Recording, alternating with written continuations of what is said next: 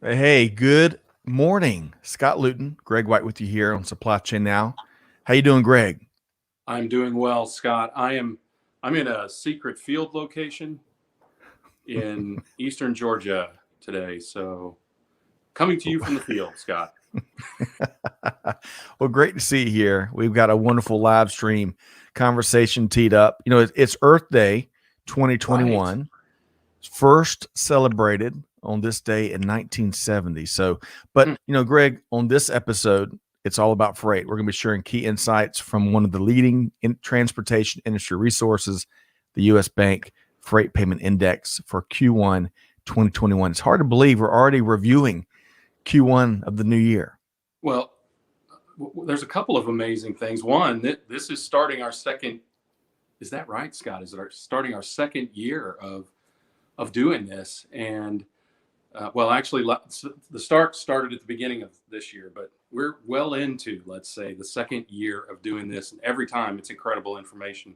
But get this, Scott. So U.S. Bank is doing has upped the amount of transactions that they do by 8.6% since we started doing this. And I think, Scott, that you should claim 100% credit. Man, that's some impressive math you just put together there, Well, Greg. thank you. Thank you. I have time on my hands because I was sitting on Forrest Gump's Bench. bench. Well, Savannah's a beautiful city, but you know what powers this thing? So for context here, that's $31.4 billion worth of transactions, right, Yep. Greg? But the cool thing is, as we've gotten feedback from across our global community, that it's great to hear from the data driver, we'll call it. Of course, U.S. Bank that aggregates all that information, and pair that with an executive practitioner that Yeah. is involved in the market deeply, him and his team, and getting their insights and perspectives on what they're seeing, through the context of all that data. So it makes for a really neat conversation. Yeah. Well, I mean, we started with one of the VPs of supply chain at Home Depot. We've had Bloomberg on. We've had the CEO of Roadrunner, and now, well, I'll let you do the introductions, but it's great to get that practical perspective, right? Just to see what's going on the ground that may confirm or even argue with what the numbers are showing. And frankly, by the way, I'm thankful that U.S. Bank welcomes that, right? Because the data looks one way, and especially this quarter, I think it's going to, for those who haven't already reviewed the release on this, I think it's going to be a little bit stunning what we're hearing about the market and yet what we're seeing in the data. But when we talk it through, it'll make complete sense. Excellent point. And I would just add, it's good that makes it a real conversation, right? And holistic, and also with a heavy dose of the practitioner's perspective, which is of course always important. Yeah. Hey, before we introduce our guests, let's say hello to a few folks that have already joined us, and it is early. We started an hour earlier. Hey, sometimes, these are movers and shakers. They're full. They've got some full days, so we've got to grab them when we can grab them, right? You have to flex. That's right. Kavan is with us. Kavan, that fountain of knowledge and goodness that Kavan brings to every live stream. Great to see you here. Debashish, via LinkedIn. I apologize if I got that wrong. Please let me know. We want to get everybody's name correct. Great to have you here with us on the LinkedIn, via LinkedIn here today. Alexis is with us also via LinkedIn. Matt Price, great to see you.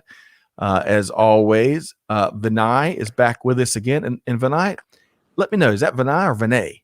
I'm known to get my Yeah. Vinay. I'm known to get my kids' names wrong as always, and that it's important. Shannon, great to see you here via LinkedIn. Chad is with us here today. Great to see you. Peter Bolay, change that pitch. Started at 11 a.m., but you're here on time as always. Muhammad, roof down and driving in the sun, I hope. That's right. I bet he is. Hey, Muhammad, great to see you here via LinkedIn. Thanks for joining us. Mark Preston. Hey, Mark, love all that you're doing in the manufacturing leadership circles. And we're looking forward to AME Champions Roundtable on May 20th as well. Okay, so with no further ado, Greg, we've got to bring in our two esteemed featured guests here today. Yeah, you ready? No doubt. All right, so we're going to welcome in Bobby Holland, Vice President and Director of Freight Data Solutions at U.S. Bank, and Drew Wilkerson, President, Transportation North America with XPO Logistics. Hey, good morning, gentlemen. Drew, Bobby, how we doing? Good morning. Doing well. How about yourself? Doing great, Drew. Great. How about you, Bobby? Doing well. Good to see everybody. You as well. I'm having to change my lexicon, Greg. We always say good afternoon and put afternoon everywhere, but hey, we still got an hour to go. We're saving time somewhere, right? Like the song. That's right. It is 5 o'clock somewhere. Bobby, I hate to open this like this, but I have to ask about the weather. I just saw somebody from Syracuse today, upstate, right? Mm-hmm. So did I hear that you just got snow? We got snow yesterday, probably about 5 or 6 inches. They know what causes that. Being up north. Root cause analysis. Right. The heavy hitting root cause analysis. I have an incredible grasp for the obvious folks. Well, hey, along those lines, let's get to know both of our guests again. We might have some folks that are participating in this live stream for the first time, and I want to start with Bobby. Bobby, we really enjoyed you talk about. I think we use the phrase "steady Eddie" on the front end in the pre-show. That really, you are our steady Eddie here as part of these live streams and these data field practitioner field discussions. So tell us, for any first timers, tell us a little about yourself. Well, I have been with the bank for about 5 years. I have most of my career has been of a technical nature, software engineering, software architecture. And at the bank, I'm a technical product manager. Again, Freight Data Solutions. Our purview is products related to data and analytics. And that is how we came. That's how we came up with the Freight Payment Index. We wanted to put our view of the marketplace out there. Love it. And we'll talk about how companies use it, and of course some of the key takeaways here momentarily, but really appreciate your partnership and your approach. It's always neat. Hey, I got to share a couple of these comments here. David, who's up in Canada, also got 5 inches, but it was gone, he says, by 4 p.m. the next day. And I can't see who this LinkedIn user is. Amanda and Clay, help me out. But it's 5 p.m. in Sweden. There you go. So as much as we enjoy this conversation, this LinkedIn user might enjoy it a little bit more, or perhaps an adult beverage. They're already pounding the aquavit in Sweden. Yeah. Okay. All right. So Drew Wilkerson, welcome to Supply Chain Now for the first time. We've enjoyed interviewing a few of your XPO colleagues in previous shows. Tell us a little about yourself. Yeah, and thanks again for having me, Scott and Greg. Excited to do the show with you today. So I'm Drew Wilkerson. I'm president of our North American Transportation Business Unit at XPO. I've been with XPO for about 9 years. Prior to XPO, I was with C.H. Robinson Company. And at XPO, our North American Transportation Group is made up of 8 lines of business. It's really all the transportation within XPO in North America outside of our LTL. So it's managed transportation, it's dedicated truckload, global forwarding, last mile, intermodal, drayage, and our brokerage group. And for us, we've been able to build up scale very, very quickly since I started 9 years ago. If you look at our brokerage team, we're the number 3 broker in North America. Our intermodal group is number 3 in North America. And we're the largest web-based automated shipments for Expedite. And then we're the largest in big and bulky deliveries that are actually going into people's home with our last mile group. So for me at XPO, I started, again, 9 years ago, and we've grown from just a couple $100 million in revenue to over $17 billion in revenue through acquisitions, but also organic growth. So it's been a fun story to be a part of. Outstanding. So I think what we'll be able to take advantage of there, Greg, is all the data points, all the volume and all the various insights rolled up into this conversation here today. Yeah. So I couldn't imagine a better partner. Hey, really quick, Greg, before I pass you the baton, it's Juliana is our participant in the cheap seats from Sweden. So Juliana, thanks for tuning in with us here today. Okay, so Greg, where are we going next? Well, let's talk about U.S. Bank and the Freight Payment Index just real quick. We already talked about the 31.4 billion, up from 29.9. And Bobby, I want to say it in front of you. I think we deserve a lot of credit for that. That's awesome. Let's see how that goes over. But I mean, it is incredible growth, and we're going to talk about why some of that growth exists. But aside from that, tell us a little bit about what makes this such a great resource for this kind of discussion, and for some of the services that you provide, because I think technology providers use the data that you provide, and companies like XPO and others use that data as well to help them get a feel for the market. But tell us a little bit about how you collect it and that sort of thing, so people get a feeling for the underlying value here. Okay. Well, to your point, we processed over $31 billion in payment transactions annually. And from that, we generate a lot of data. It's not a technical term, but it's a lot. And so with that data, what we wanted to do, like I said, was provide our view into the marketplace, add more data points. We're not trying to be the sole arbiter of all things in the market, but we have a good perspective from the amount of data that we process. It's the index is based on our truckload and less than truckload spend and shipments. It's a chain-based index. Starting year zero is first quarter 2010, or point zero is first quarter 2010. And basically chain-based just simply means that each quarter, we're comparing each quarter to the previous quarter. But then we also do a year-over-year comparison as well because it adds context to the numbers that we provide. The truckload and LTL represent almost 80% of the data that we process. So we believe it's a valid statistical indicator for what we're trying to put out there.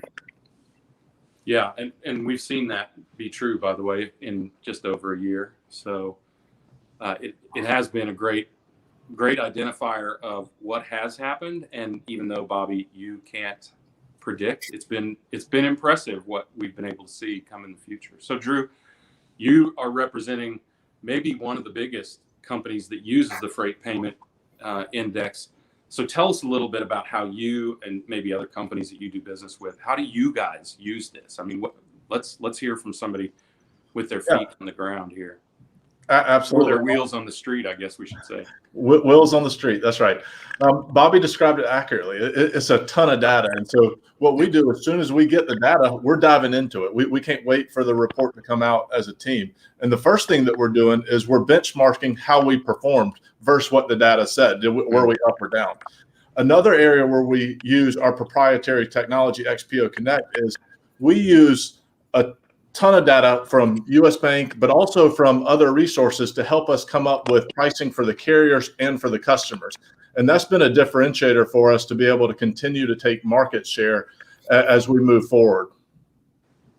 Excellent. That's fantastic. I was thinking about this, Scott, the other day, about how valuable this data is, obviously, for somebody like XPO. But if you think about it, for a technology provider to be able to use this data and try to predict or understand what's going on in the marketplace, we're seeing speaking of marketplaces, we're seeing so many of those pop up, right?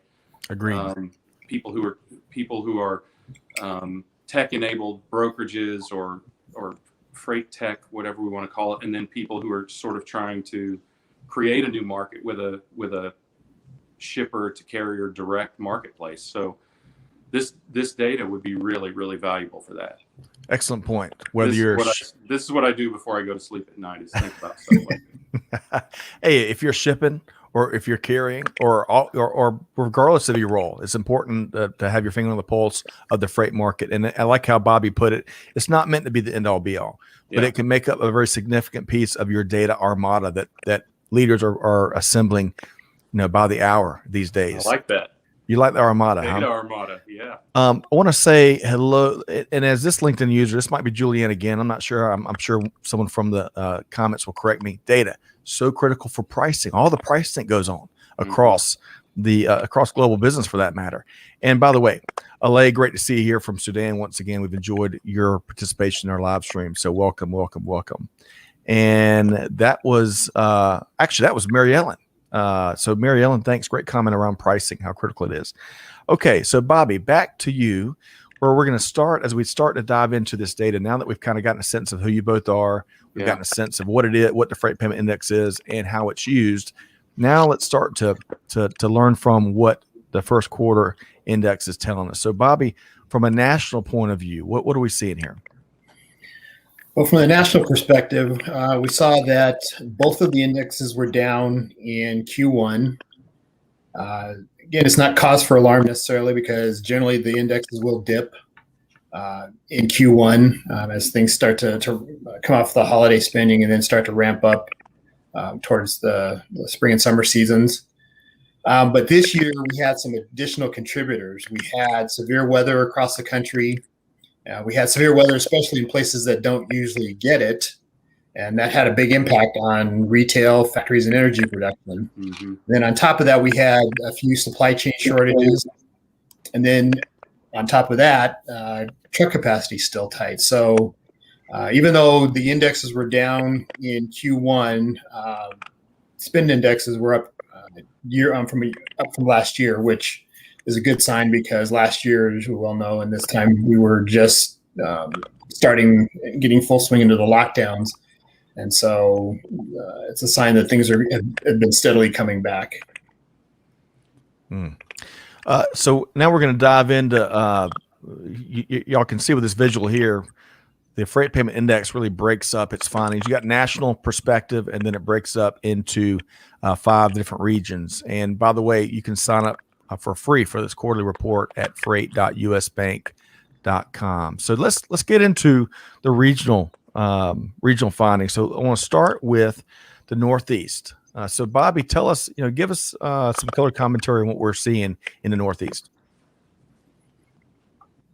Okay. Well, in the Northeast, the shipments index was down 5.8% over Q4 2020 and down over 15% from last year. And we saw that, and again, storms were a big factor here.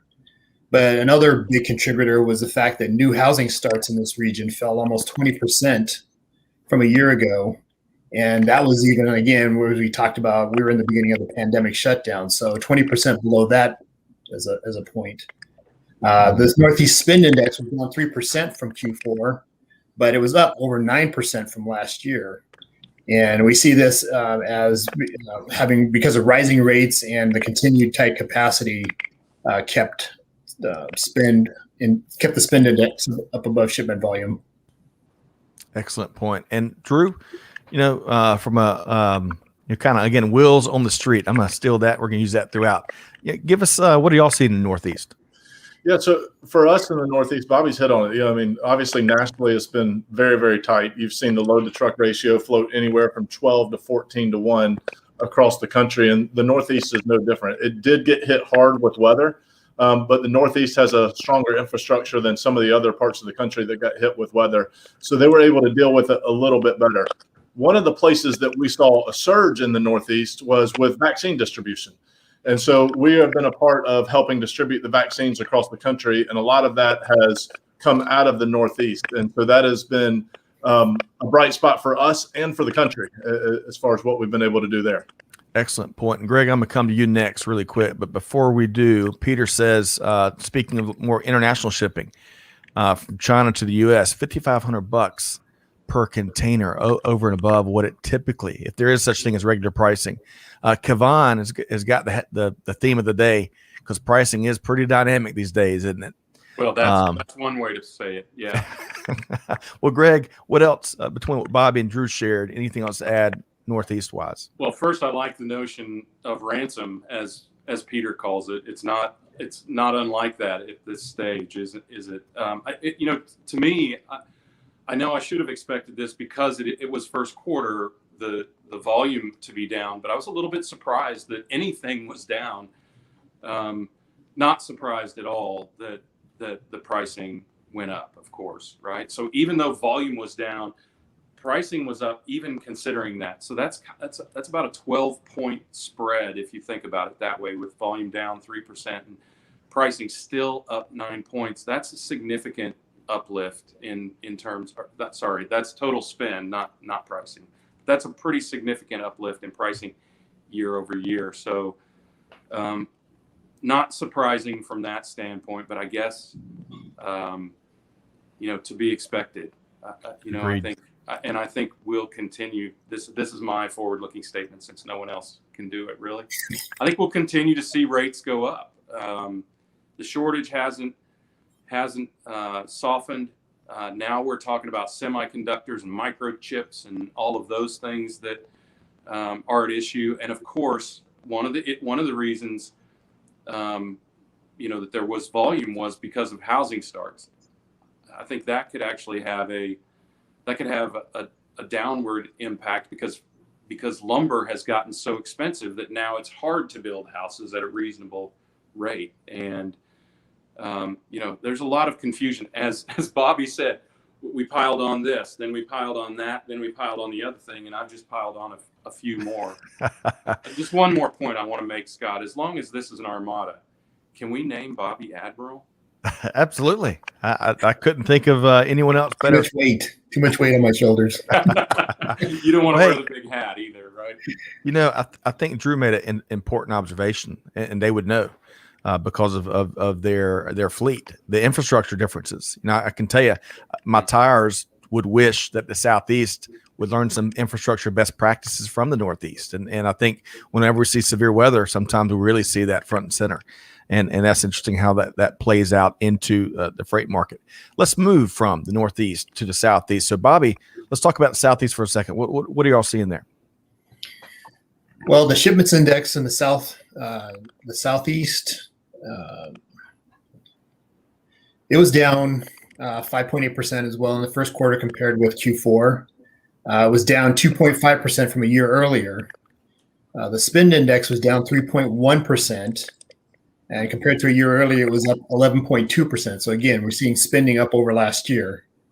We believe this is because of, again, higher rates and fuel surcharge revenue, which increased spending. Fuel prices have continued to go up. The EIA says that the average price of diesel fuel increased almost 14% over in Q1 in the Atlantic region. So again, this had a big impact on the Southeast region. Excellent. And Drew, what are you seeing? What are you and your team seeing in the Southeast? Yeah, so if you go over to Louisiana, obviously Louisiana was impacted by, and Tennessee as well, as from some of the storms that impacted Texas that I know we'll get to later. But the bigger thing is the port diversion, and I know we're going to talk about the West Coast and some of the ships that are sitting out on the West Coast. But what we're seeing is those ships are actually shifting over and going into the ports along the East Coast, whether it's the port of New York or whether it's the port of Savannah. And that's created a capacity constraint all along the East Coast for us, and which has caused the market to continue to stay tight. But for us, it's been a unique opportunity because of the multimodal service to be able to go in and provide customers with unique tailor-made solutions along the Southeast. Excellent point there, Greg. Well, that was going to be my question for Drew, frankly, is, we hear a lot about ships being diverted or rerouted to Houston, Savannah, Charleston, and even New York, New Jersey, which has historically had its own challenges, right? So I think we'll see a little bit of this reflect in the discussion around the Southwest, since that's Texas. But I'm curious, Drew, did you see a big need to move equipment to the Southeast because of this diversion? Were you guys able to get in front of that, or was that somewhat of a surprise in Q1? No, it really wasn't a surprise. And, I'll lean heavily on my answer here in our brokerage model. And we weren't having to move because on the brokerage model, it allows us flexibility and capacity based off of what's going on in the market. And so that was what we were able to tap into with our customers, the flexibility to be able to move capacity up or down based off of the customer's needs within the Southeast. So it was something where we were able to go in and we were able to come up with unique solutions, whether it was creating backstop rates for a customer, whether it was go anywhere rates, because they were looking at sending product across all across the country. And sometimes they were having to shift where their vendors were coming from or going to. So it was really for us to be able to create the solutions for the customer and, be able to use multiple modes of transportation, but the flexibility within our brokerage model really helped us in the Southeast. And the Southeast has been strong because of port diversion for a long, long time during COVID, right? So I imagine there was a lot of equipment that you could access in that part of the country to begin with, right? Well, equipment's tight across the whole country. I don't want to say that. But I mean, not having to across move the whole country, but yeah, we do have a significant amount of capacity at our disposal. You know, if you look at the 11,000 boxes that we've got within our intermodal group, if you look at our drayage, where we're at every single major port, we've got access to a lot of capacity, which is what enables us to make solutions for our customers that really set us apart from the competition. Yeah, excellent point. I love that flexibility y'all bake into your model with the broker aspect to it. Really important to be able to scale up and scale down based on, you know, the conditions that we're seeing. And hey, who's not? What supply chain, what organization is not looking for more flexibility with how they can not only react, but, you know, kind of predict what's going to take place as they stage resources and look to put their team in the best position possible and their customers in the best position possible. Hey, I want to call out a couple of quick comments here before we move on to the Midwest. So, Alay, you asked some great questions. So today we're talking freight. We'd love to circle back on these questions about medical spending, R&D, and social community, and you name it, on a future live stream. So hold those questions. We'll circle back to you really soon. Also, I wanted to point out, Gary Smith says, "What? You started early?" Yes. So for any of our listeners that may be joining us late, as always, we'll publish the full version of the video recording and the audio podcast replay in the days to come. So you'll be able to hear the full conversation from Admiral Bobby Holland and Mr. Drew Wilkerson. So, all right. So let's keep driving here. Gary had just gotten his bike out. He's up there where you are. So he had just gotten his bike out, and then the snow hit again. That is right. Nice. That is right. He's going to need chains for that thing. All right. So moving from the Southeast to the Midwest, Bobby, what are we seeing in the Midwest? The Midwest Shipment Index was down almost 11%. And again, similar issues were affecting this region: storms, factory slowdowns, with a lot of temporary closures and a lot of supply chain shortages slowed up things quite a bit. And we also see that stalled agricultural exports also affected this region. Volumes were down, shipment volumes were down 9.8% from a year ago, but the spend index dropped in this region 2.4% from last quarter, but it was up 9% from a year ago. So doing a little bit better wise than a lot of the regions, but tight capacity is still a factor. And as the weather improves, a lot of the things that were impacting it should reverse. Excellent point. And really quick, before we get Drew to weigh in on what we're seeing there in the Midwest, I want to make sure everyone, if you're late to the conversation, we're going through 5 different regions of the U.S. Bank Q1 Freight Payment Index. And we'd welcome what you're seeing in your neck of the woods or nationally. So let's make sure we have a very interactive conversation here today. All right. So, Drew, talking about the Midwest, what's the XPO team seeing? Yeah, the Midwest has been interesting. I mean, for us, we've had to have flexibility and agility when we're talking about the Midwest. If you go back a year ago, you saw automotive really shut down for a period of time during COVID. And we saw our partners like Ford, they shifted from making automobiles to where they were making masks, PPE gear, and other things that they were distributing across the country. And we played a major part in the transportation there. So it was being able to have the flexibility to go up and down with them based off of what they were doing. Right now, we saw the automotive come back, and then after the microchip shortage, we started to see it come back down again. So I expect, with stimulus checks and things back out there, you'll see the automotive continue to climb back up, as we look into the future. But we've definitely had to have a lot of flexibility and agility as we've dealt with the Midwest region of the country. Excellent point there. And, speaking of spending, I think, Bobby, nationally, we're seeing more wherewithal, consumer-wise, and savings, spending power and savings power, if I read that correctly. Yes. We're seeing increases in both, right? Yes. And so we believe that's going to spur activity as we start to move towards the summer.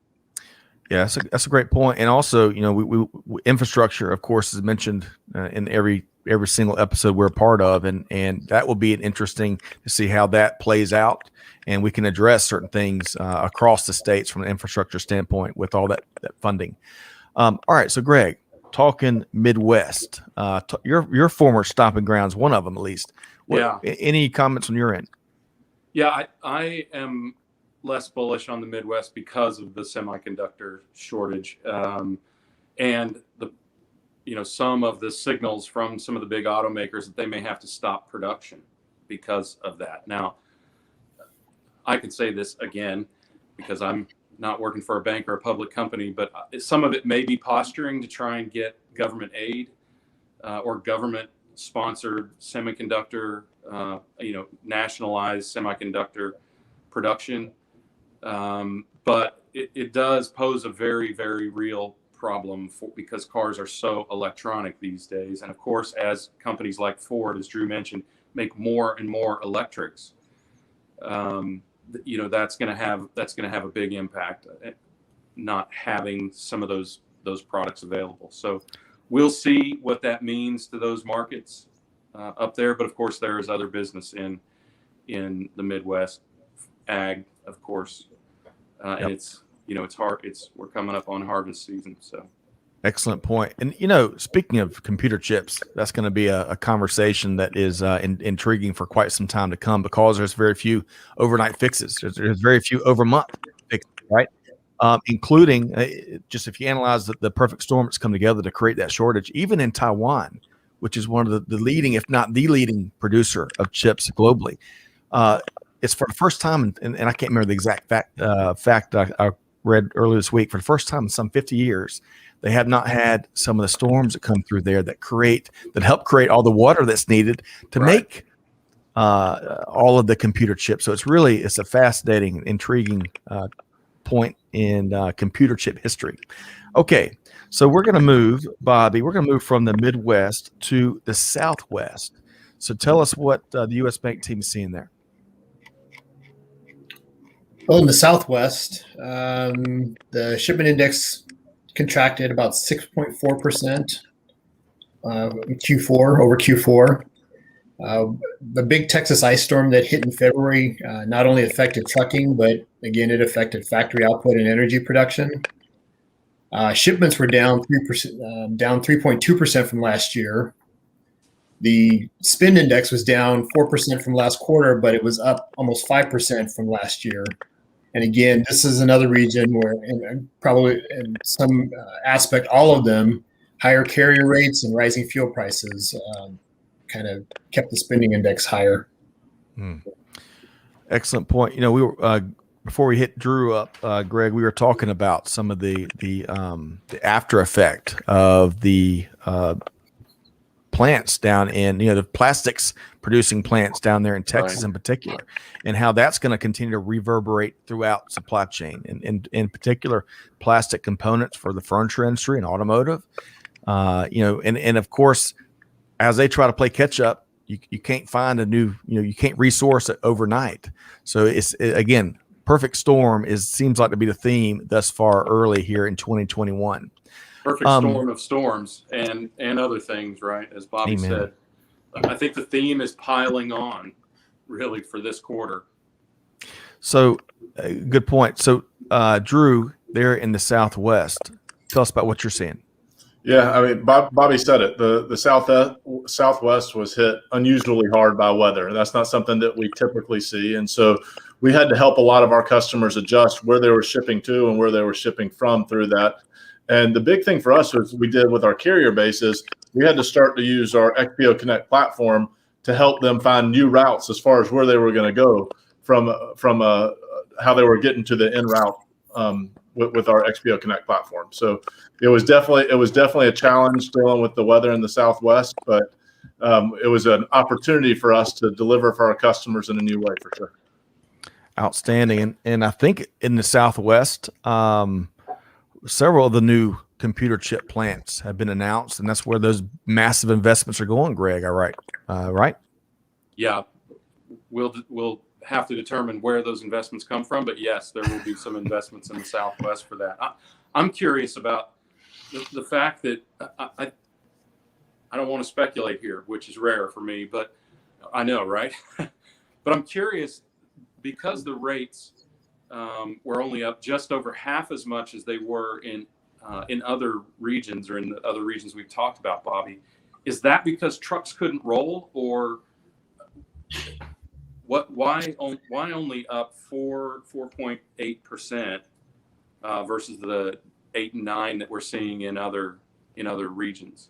Well, again, Texas usually doesn't get that severe weather, and it was it's a big part of that region, and other aspects of it. They don't usually get that kind of weather, and we saw just how, we'll say, catastrophic it was for a period of time down there. And so when you have that kind of an impact in a large component of a particular region, it can't help but impact everything that severely. They don't usually get weather like this, and so they usually don't have to deal with trucks being stopped and land bound because of the weather. They usually don't have to stop with or deal with the energy issues that they had as well. And so all of these things just basically put a big temporary damper on the region. And this is total spend, right? This isn't just the amount that rates went up. This was the total spend in that region. So correct, total spend. Yeah. So if they can't roll, you don't get paid, of course. That's right.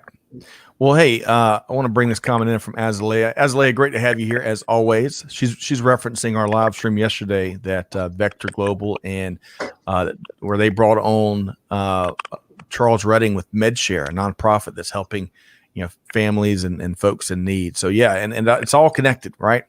The role that weather is playing in these global supply chain disruptions is certainly alive and well, unfortunately. Okay. So we're going to move to our last region, last of the 5 regions covered by the Q1 U.S. Bank Freight Payment Index. And Bobby, what are we seeing in the Great Wild West? The West Shipments Index was down 10.2% from Q4, but it was up 2.8% year over year. We see that strong import volumes helped this region, but reduced exports in part due to issues with containers, right, hurt this region. And then severe weather on the eastern side of the state, stranded or slow trucks in and out of the state. So those were the major impacts. The spend index fell 12.6% from Q4, but it was up over 23% from the same period last year. And Drew, what's the XPO team seeing in the West? A lot of port congestion. So when we talked about this earlier with what you're seeing in Savannah and in Houston and some of the other ports on the East Coast. But what we saw was the port congestion created capacity to really, really tighten as far as across all modes of transportation. So we saw our customers start to shift from truckload into intermodal. We saw customers willing to buy ahead on capacity. So it was extremely tight and difficult to find capacity on the West Coast. Excellent point. And, Greg, we've heard folks in the know that this is not their first rodeo. They've been at it for decades and say this is the worst that they've ever seen it, Greg. So any thoughts on your end when it comes to the West? I think it may be the worst we've ever seen, right? Seriously, not just us, but I mean, even in other people's experience, beyond other people's experience, this is probably the worst we've seen as far as port congestion. And there we go with our piling on theme. One more thing, container shortage, right? It has its own hashtag. So, it's something important. Right. And that's just one of the things that is impacting the West Coast. Obviously, Long Beach and Los Angeles, not usually the most efficient ports we have in the country anyway. Now, I think we had Jamin reporting, Scott, it was months ago, right? It was before Q1, if I remember correctly. I think you're right. Just ships just lined up outside the port, and the number of delays that have been reported are significant. And of course, we've seen shippers seeing the impact of that as well, right? Talking about their inability to get goods to the consumer, to get goods to their own facilities. Some of them did plan ahead, as Drew has talked about, and they've rerouted to other ports like Houston and Charleston and elsewhere. But it's astounding to me, frankly, that in a region where the price is going up so dramatically and the performance going down so predictably, that we're not rerouting even more around that port. Excellent point. Excellent point. It's fascinating, really. But hey, back to those containers. Hey, folks, quit building houses with those containers. Global supply chain needs those containers. Cut it out.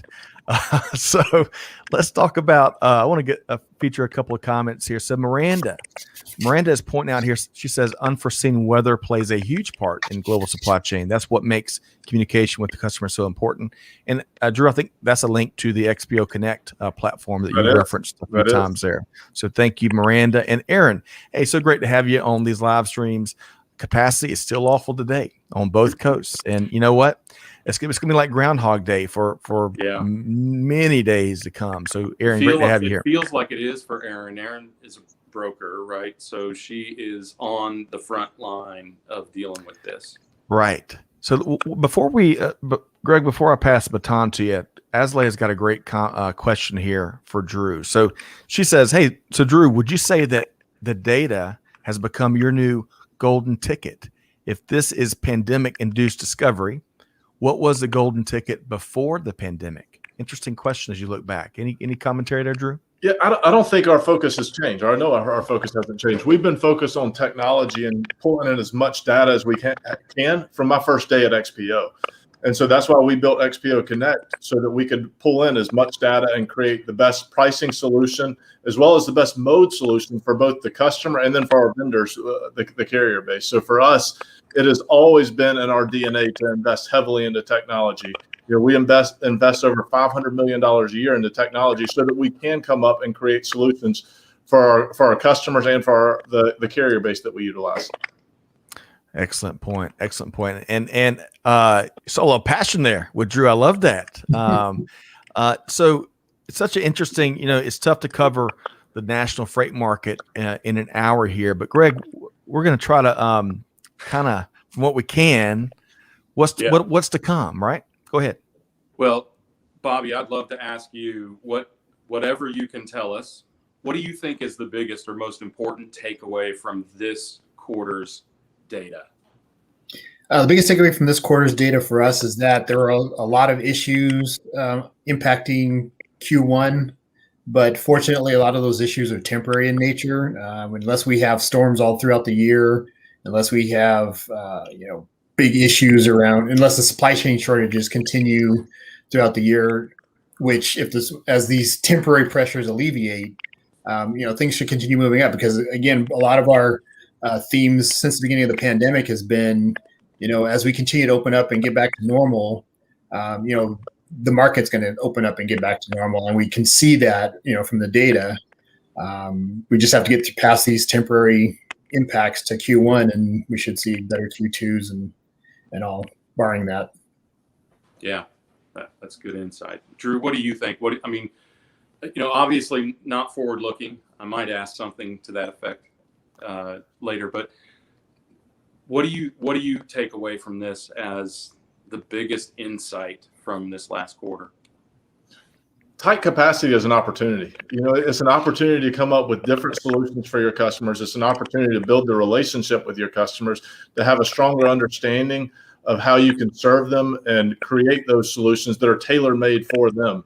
And being able to utilize different modes of transportation, all modes of transportation, has been something that has been very beneficial for us. So where we can go to a customer and say, hey, we understand that the truckload market is tight and it's expensive right now, so we can offer you an intermodal solution.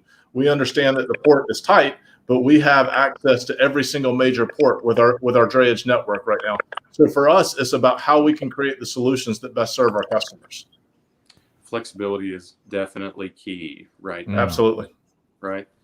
All right. So tell us again, Drew, to whatever extent you can, what might we see as we move into the summer? What do you think that we will see in terms of the freight market? Well, I'd start with, I don't have a crystal ball, so I don't think any of us know exactly what is to come. But what I can tell you is we have seen the e-commerce go through the roof, and that started early on in the pandemic. And I believe we're in the early innings of the e-commerce growth that we're going to experience for the next couple of years. So I expect e-commerce volume to continue to grow. As we're able to come around on the microchip shortage, automotive should continue to come back. I expect you'll continue to see manufacturing go up. So to me, capacity is going to remain tight, in my opinion, for the rest of the year. And it offers an opportunity to serve customers through multiple modes of transportation and utilize technology to get there. Yeah. Well, I think that, let me give you my insights, whatever they're worth. And I'll qualify as Drew did. I don't have a crystal ball, regardless of the fact that many of you do think I'm a witch. So I think there's a couple things that jump out at me. Flexibility is going to be key. And what gives you flexibility is technology and data, right? As I sit and listen to investment pitch after investment pitch, so many of them are around payments and around collection and utilization and valuing of data. And, the other thing that I think, and I've mentioned this before, but the other thing I think is that the new normal is farther away than we think.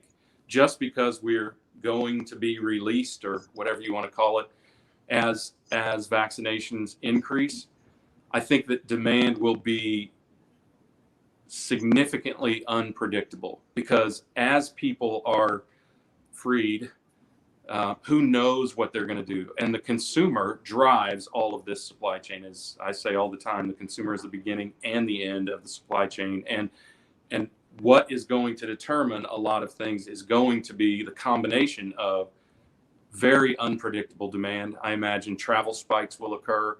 I imagine productivity will go down substantially for a number of months as people just take a deep breath, take a month off, whatever. New types of consumption, of course, as Drew said, lots of growth in e-commerce, and that's already an established problem. So I think the new normal is farther away, even as we get our opportunity to get our lives back to normal. I still think that normal in terms of demand and consumption, and of course, as we've talked about here, supply, those will be, I think normal will be far away for those things.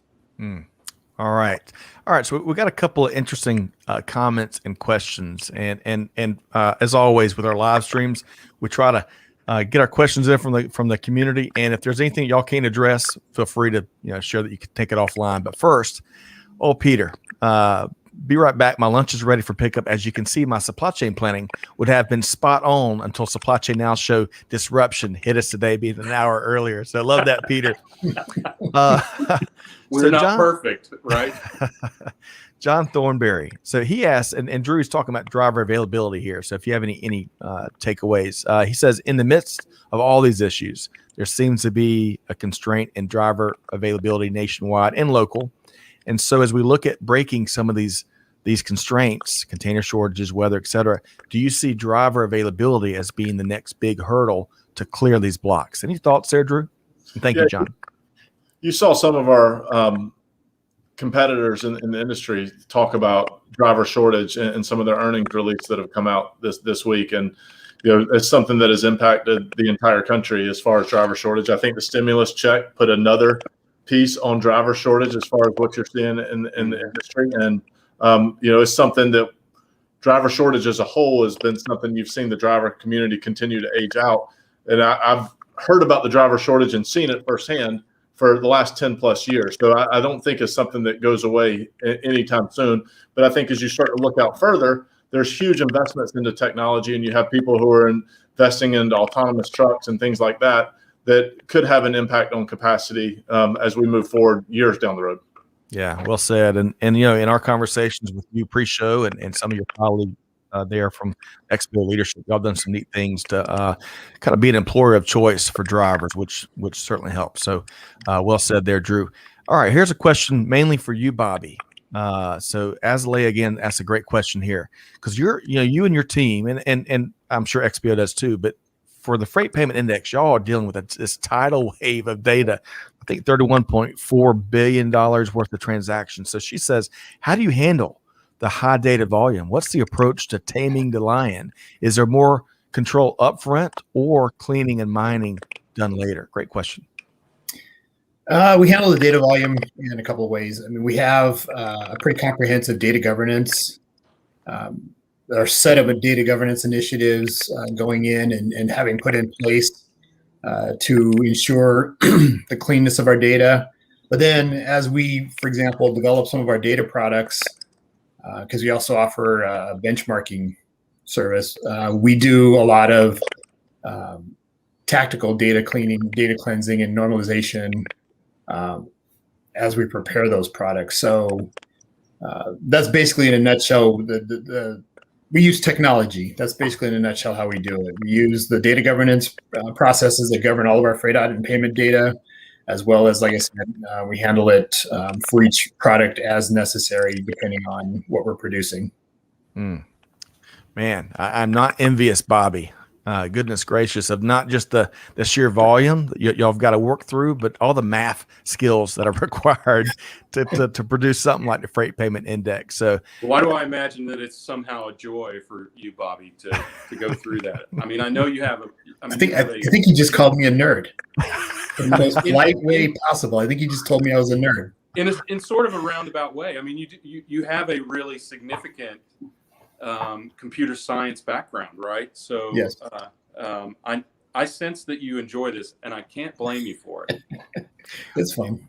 Well, hey, with technology becoming synonymous with global supply chain, nerds rule industry. So, you know, and I'm not directing that to anyone here on this esteemed panel, but it's always fascinating to see what the data. Movie stars, right? That's right. All right. So let's make sure, Bobby and Drew, we could talk about this, and Greg, we could talk about this for a couple extra hours. But let's make sure folks know how to connect. And I want to throw this up there before I toss it over to Bobby. So folks, y'all can download this for free at freight.usbank.com. That's where you can find the Freight Payment Index. But how can folks connect with you, Bobby? Well, I have my LinkedIn information. I'm out there on LinkedIn. My email address is bobby.holland@usbank.com. Reach out if needed. Outstanding. Thanks so much. And Gary Skinner. Hey, Gary, hope this finds you well. Nothing wrong with being a data nerd. Hey, whatever. Hey, different strokes for different folks. And Gary Smith says, supply chain nerds rule. I can see him with his fist in the air as he makes that statement. That's okay. Right. Drew Wilkerson, you and the XPO team, gosh, y'all have been on the move, doing some really cool, innovative things across global business. How can folks connect with you as well? Yeah, you can visit xpo.com, and it'll give you a direct link to all of our different lines of businesses to learn more about our services. And then also I'm on LinkedIn and happy to connect there as well. Outstanding. Well, Greg, as always, we're just scratching the surface with both of our guests here, Bobby and Drew. But what was your favorite, before we let Bobby and Drew go, what was your favorite aspect of today's conversation?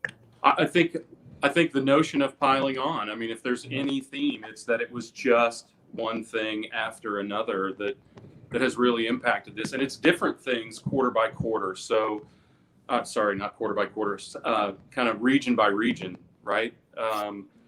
Unexpected weather in the Southwest, unexpected shifts of freight volume, some expected shifts of volume, but somehow not preparation for them in some areas of the country. And I'm mostly talking about the ports, but and of course shippers not making provision for known or easily foreseeable delays in some cases. So we've seen companies making excuses all throughout the first quarter of this year because they can't, their fill rates or inventory levels are down for things having been in the industry I know are easily foreseeable. So I think we have more work to do as shippers to spend more time working on our supply chain and less time working on the excuses we're going to make when it fails us because we haven't built it properly or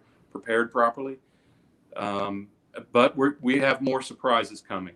So one thing after another. We can bank on that for sure. All right. Big thanks, as always, Bobby Holland, VP and Director of Freight Data Solutions at U.S. Bank, a hard-hitting U.S. Bank team. Thanks so much. And joined today also with Drew Wilkerson, President, Transportation for all of North America with XPO Logistics. Gentlemen, it's been a pleasure. Thanks so much. Thanks for having me. Good discussion. Thanks, guys. Man, I hate to let folks go when it feels like we're just scratching the surface. There's so much more there, and I love some of the passion. Bobby's certainly a cool customer, and Drew, you saw those flashes of passion. I love that. That's when we were getting into the really good stuff, right? The nitty gritty.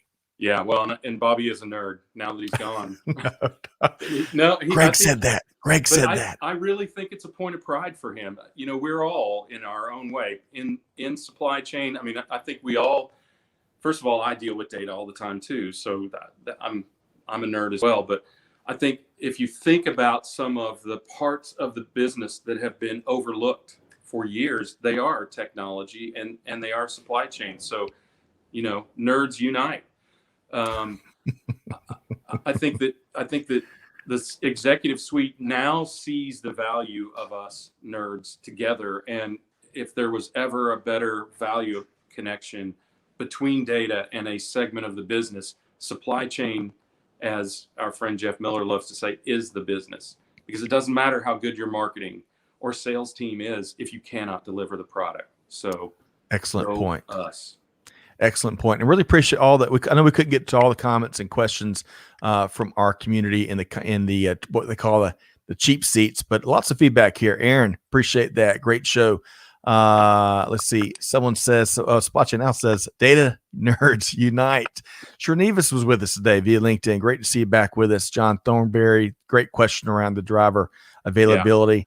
Yeah. Aaron says, woohoo, nerd alert. Okay. Yeah. I wish I had my glasses handy.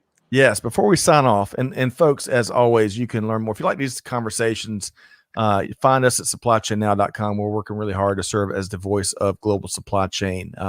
Conversations like we've had here with Bobby and Drew and Greg is what you can expect. And then some.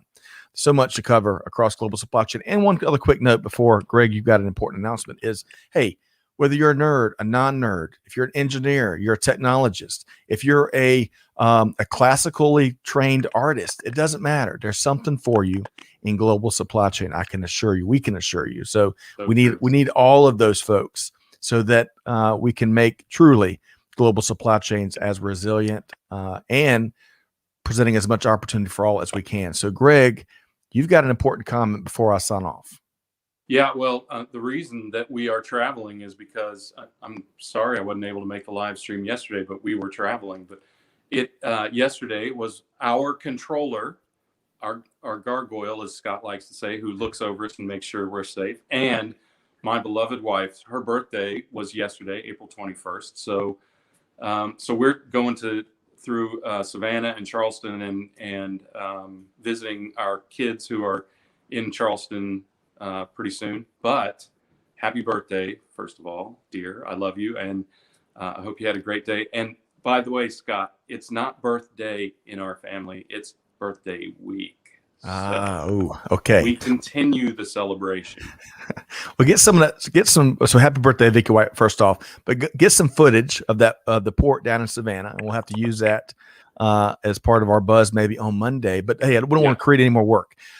Folks, again, check out the Freight Payment Index. It's delivered on time, chock full of great insights from our friends at US Bank. We've got the link in the comments. If you can't find something you're looking for, again, you can check us out at supplychainnow.com or reach out directly to Amanda, and we'll make sure Amanda at supplychainnow.com. We'll make sure we connect you with the team on the move over there with Bobby and US Bank. Okay. So, Greg, with no further ado, I want to thank our friends at XPO who helped us with Drew's schedule and enabled him to share what they're seeing, wheels on the street. Of course, thanks to all of our friends at US Bank. Big thanks to all the folks that signed up and showed up and shared all of what was on their mind. Shannon, excellent point. Supply chain is the backbone that holds businesses together. All right. So on that point, on behalf of our entire team, wishing you the best wherever you are. We're hoping you're making lots of progress, getting into that true post-pandemic environment, But most importantly, on behalf of our entire team here, Scott Luton, do good, give forward, be the change that's needed. And we'll see you next time here at Supply Chain Now. Thanks, everybody. Thanks.